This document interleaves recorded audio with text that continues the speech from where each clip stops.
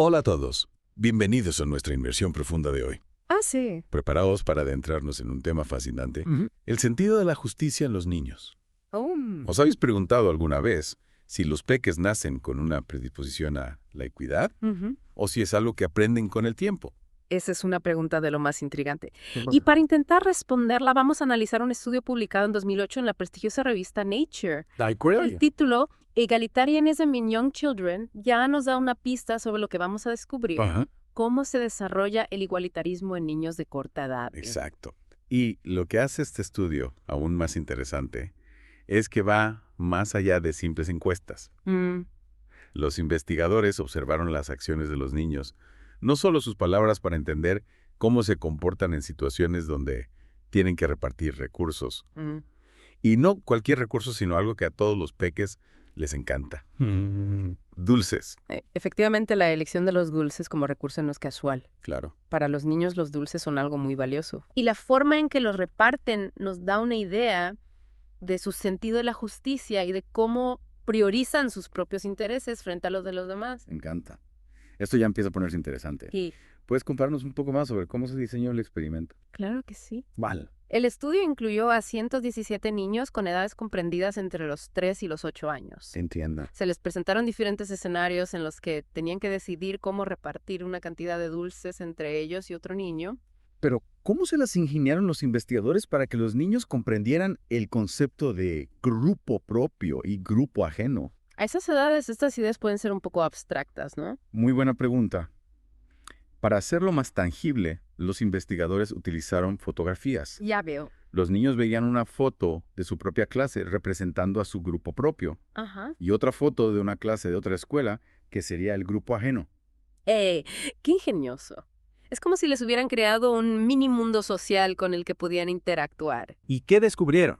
Los niños repartían los dulces de forma diferente, dependiendo de si el otro niño pertenecía a su grupo o no. Los resultados son sorprendentes. Ah, sí. Los niños más pequeños, de entre 3 y 4 años, ya mostraban una fuerte preferencia por la equidad, Increíble. incluso cuando esto significaba recibir menos dulces para ellos mismos. Caramba. Imagina, a esa edad donde el egocentrismo suele ser la norma, ya se preocupan porque el reparto sea justo. Es increíble. Parece que la semilla de la justicia se planta muy temprano en nuestros corazones. Sí. ¿Y qué ocurre a medida que los niños crecen? ¿Mantienen esa inclinación igualitaria o empiezan a aflorar otros comportamientos? Lo que observaron los investigadores es que, curiosamente, la tendencia igualitaria aumenta con la edad, En serio. alcanzando su punto máximo alrededor de los 6-7 años. Vaya. Es decir, los niños de esa edad son aún más propensos a repartir los dulces de forma equitativa, incluso cuando se trata de compartir con alguien que no pertenece a su grupo. Es fascinante ver cómo evoluciona el sentido de la justicia con el paso de los años. Sí. Parece que a esa edad los niños comprenden mejor la importancia de la equidad y la aplican de forma más consistente. Pero ¿qué sucede después? ¿Acaso este afán por la justicia se mantiene a medida que nos hacemos mayores? Aquí es donde la cosa se pone interesante. Ujú. A partir de los 7 y 8 años, los niños empiezan a mostrar un comportamiento más provinciano. Interesante. Es decir, favorecen a su propio grupo, incluso si eso significa ser injustos con los demás. Ya veo. En este caso, a la hora de repartir los dulces, tienden a dar más a los niños de su propia clase, aunque esto implique que los niños del otro grupo reciban menos. Es un giro inesperado. ¿Y qué explicación dan los investigadores a este cambio? ¿Por qué esa tendencia a favorecer al grupo propio a medida que los niños crecen?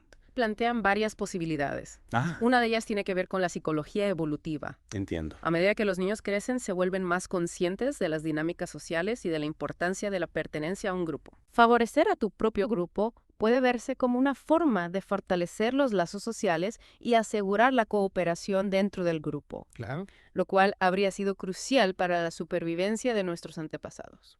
Tiene sentido. La lealtad al grupo puede ser una herramienta poderosa para afrontar los desafíos del entorno. Sí. Pero claro, esto nos lleva a una pregunta clave. ¿Cómo compaginar esa necesidad de pertenencia con la búsqueda de una justicia más universal? Esa es la gran pregunta. Y es un tema que exploraremos más a fondo en la siguiente parte de nuestra inmersión profunda. Retomemos la idea que planteábamos al final de la primera parte. Sí. ¿Cómo podemos conciliar esa tendencia a favorecer al grupo propio, que parece intensificarse con la edad, Claro. con la búsqueda de una justicia más universal? Exacto. Si los niños pequeños muestran esa inclinación natural hacia la equidad, ¿por qué vemos tanta desigualdad e injusticia en el mundo adulto? Ya. ¿Es algo inherente a la naturaleza humana o más bien una construcción social? Es una pregunta compleja, sin Ujú. duda. Y aunque este estudio no nos ofrece respuestas definitivas, De acuerdo. sí nos invita a cuestionar ciertas ideas preconcebidas sobre la naturaleza humana. Entiendo. Si los niños de forma natural tienden a la equidad, ¿por qué en la edad adulta se perpetúan tantas desigualdades? ¿Es verdad? Quizás la respuesta no esté tanto en nuestra biología, sino en las estructuras sociales, las normas culturales, los sistemas de poder que moldean nuestro comportamiento a lo largo de la vida. Es una perspectiva fascinante. Si la desigualdad es al menos en parte un producto de nuestro entorno social, Sí, podríamos tener la capacidad de cambiarla. exacto. No sería algo inamovible inscrito en nuestro ADN, Claro. sino un resultado de la forma en que organizamos nuestras sociedades. Precisamente. Y ahí es donde la comprensión del desarrollo moral en la infancia cobra una importancia crucial. Ya veo. Si entendemos cómo se forjan esas primeras nociones de justicia, Ajá. cómo se entrelazan la biología y la cultura en ese proceso, Ujú. podríamos encontrar las claves para construir una sociedad más justa e igualitaria. Es una idea esperanzadora. En lugar de resignarnos a la desigualdad como algo inevitable, podríamos buscar formas de fomentar la cooperación y la empatía desde la infancia. Sí. Imaginad un mundo donde la educación desde temprana edad se centrara en cultivar la sensibilidad hacia el otro, en promover la inclusión, en desmantelar los prejuicios que alimentan la discriminación. Sin duda la educación juega un papel fundamental en este proceso. Pero no solo la educación formal en las escuelas. Entiendo. También la familia, el entorno social, los medios de comunicación. Todos estos agentes influyen en la forma en que los niños perciben el mundo y en cómo interiorizan los valores que guiarán su comportamiento. Volviendo al estudio, me gustaría profundizar un poco más en las diferencias de género que se observaron. Vale. Mencionaste que las niñas tendían a ser más igualitarias que los niños. Y ¿Qué implicaciones podría tener este hallazgo en la forma en que abordamos la igualdad de género en la sociedad? es un tema delicado pero crucial. ¿De acuerdo? Los resultados del estudio sugieren que las niñas en general muestran una mayor predisposición hacia la cooperación y la búsqueda de soluciones equitativas. Ah. Esto podría tener implicaciones a la hora de entender por qué en muchos ámbitos de la vida social las mujeres siguen estando infrarrepresentadas en puestos de liderazgo o en roles que tradicionalmente se han asociado a la toma de decisiones y al ejercicio del poder. Es cierto. Y aunque no se trata de generalizar ni de encasillar a nadie en roles predefinidos, sí que es importante reflexionar sobre cómo estas tendencias que se manifiestan desde la infancia pueden influir en la forma en que construimos nuestras sociedades y en cómo perpetuamos a veces de manera inconsciente estructuras que limitan las oportunidades de las mujeres. Exacto. Comprender estas dinámicas no implica negar las diferencias entre hombres y mujeres, Atiendo. sino utilizar ese conocimiento para crear estrategias más efectivas que promuevan la igualdad de oportunidades para todos, independientemente de su género. Cambiando un poco de tema, creo que es importante mencionar las limitaciones que todo ese estudio científico tiene. En este caso, una de las limitaciones principales es que se realizó en un contexto cultural específico, un país occidental con una cultura individualista. Efectivamente. Sería muy interesante replicar este estudio en otras culturas con diferentes valores y normas sociales. Ya. Imagina, por ejemplo, realizarlo en una sociedad donde la cooperación y la solidaridad son valores centrales. De acuerdo. Observaríamos las mismas tendencias, Buena pregunta. veríamos las mismas diferencias de género. Es una pregunta fascinante. Quizás en un entorno cultural donde la interdependencia se valora por encima del individualismo, Sí, la tendencia a favorecer al grupo propio no sería tan marcada, podría ser. o quizá las diferencias de género se difuminarían dando paso a patrones de comportamiento más igualitarios. Son hipótesis que merecen ser exploradas. Y esto nos recuerda que la ciencia, en su búsqueda de conocimiento, debe ser siempre crítica, debe cuestionar sus propias premisas, debe estar abierta a la diversidad de perspectivas. Totalmente de acuerdo. Y para no perdernos en este mar de posibilidades, ¿te parece que repasemos los puntos clave que hemos explorado hasta ahora antes de entrarnos en la última parte de nuestra inmersión profunda? Hagamos un pequeño balance de lo que hemos aprendido hasta ahora sobre este fascinante estudio sobre el igualitarismo en los niños.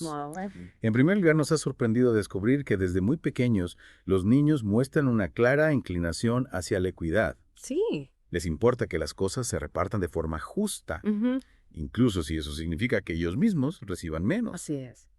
Y ese sentido de la justicia se intensifica a medida que crecen, Ajá. alcanzando su punto máximo alrededor de los 6 o 7 años. De acuerdo. Es como si en esa etapa tuvieran una brújula moral muy bien calibrada, guiada por la búsqueda de la equidad y la imparcialidad. Pero entonces llega el giro inesperado. A partir de los 7 u 8 años, emergen tendencias más provincianas. Sí. Empiezan a favorecer a su propio grupo. Aunque eso implique ser injustos con los demás. Efectivamente. Es como si esa brújula moral empezara a girar hacia la lealtad al grupo, Claro. priorizando la pertenencia por encima de la justicia universal.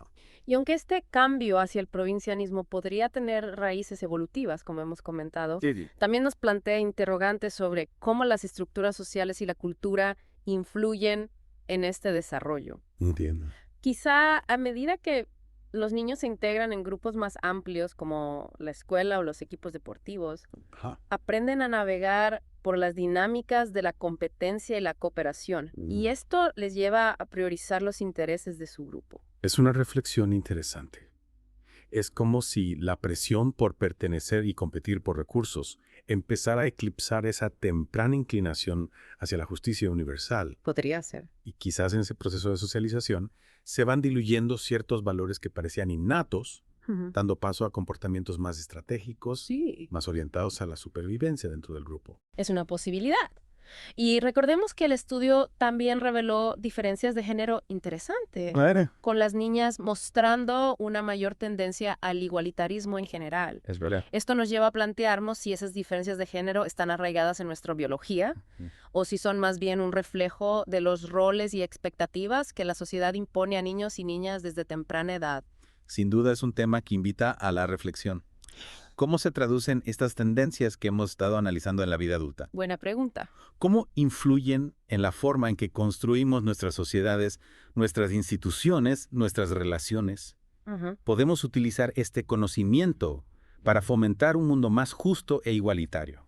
Esas son las grandes preguntas. El estudio, como hemos dicho, no nos ofrece todas las respuestas, pero sí nos proporciona una base fascinante para seguir explorando la compleja interacción entre la biología, la cultura y el desarrollo moral.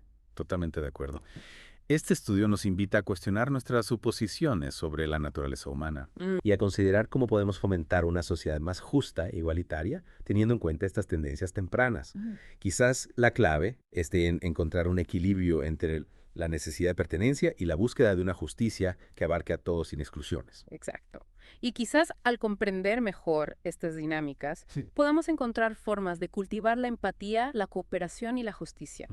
No solo en la infancia, sino a lo largo de toda la vida. Es una tarea que nos incumbe a todos. Y para nuestros oyentes les dejamos con una pregunta para que reflexionen. ¿Cómo creen que estas tendencias tempranas hacia la justicia y el provincianismo influyen en sus propias vidas y en la sociedad en la que vivimos? Interesante. ¿Qué podemos hacer en nuestro día a día para cultivar la equidad y la compasión en un mundo que a menudo parece girar en torno a la competencia y la división? Es una pregunta que merece la pena explorar.